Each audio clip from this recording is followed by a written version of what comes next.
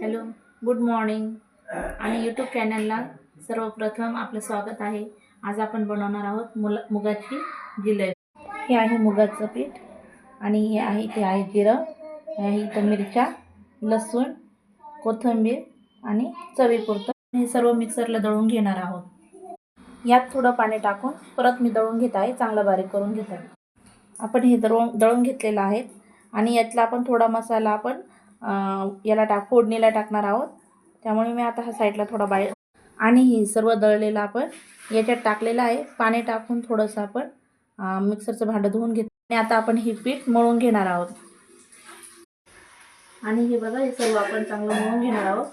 जास्त घट्ट पण नाही करायचं आणि जास्त पातळ पण नाही करायचं, आपल्याला लाटता येईल. हे बघा, असं घट्ट पीठ मी मळून घेतलेलं आहे. हे बघा, असं घट्ट पीठ मळून घेतलेलं आहे. आणि आता तोपर्यंत आपण गॅसवर हा आपण साईडला काढलेला मसाला होता आणि हा मसाला आपण त्याच्यामध्ये टाकणार आहोत, फोडणीमध्ये टाकणार आहोत.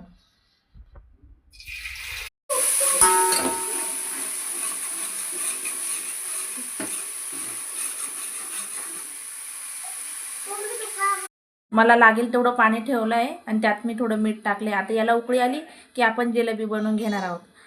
गोळा घेऊन आपण अशी जिलेबी बनवून घेणार आहोत.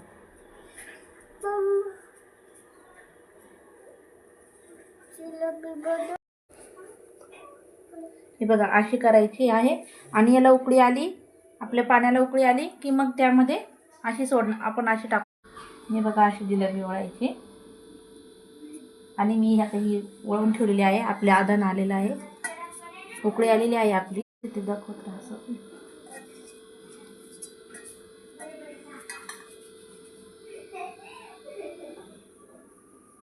आणि यात थोडंसं साईडला हा पिठाचा गोळा आपण साईडला काढून घेतलेला आहे, कारण आपण याचं पूर्ण पातळ करून त्यामध्ये हे बघा, आपण ते पिठाचा गोळा काढून ठेवलेला होता, त्यामध्ये आपण तो पिठाचा गोळा हे करून आणि पूर्ण पाणी असं घट्ट करून घेतलेलं आहे. आपण हे बघा, पाणी टाकलेलं आहे. आणि यात वरून मी आता थोडी कोथिंबीर कापून टाकून देते. हे बघा, ही कोथिंबीर टाकलेली आहे आता यामध्ये. आणि 5-10 मिनटं आपण अजून शिजून देणार आहोत.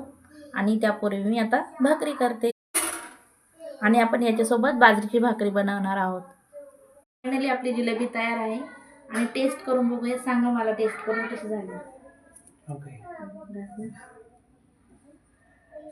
तर सांगा कशी बनली आहे जिलेबी. आणि मी आज तुम्हाला बनवून दाखवली, तसं तुम्हीही बनवा आणि तुम्ही टेस्ट करून सांगा मला कमेंट्समध्ये.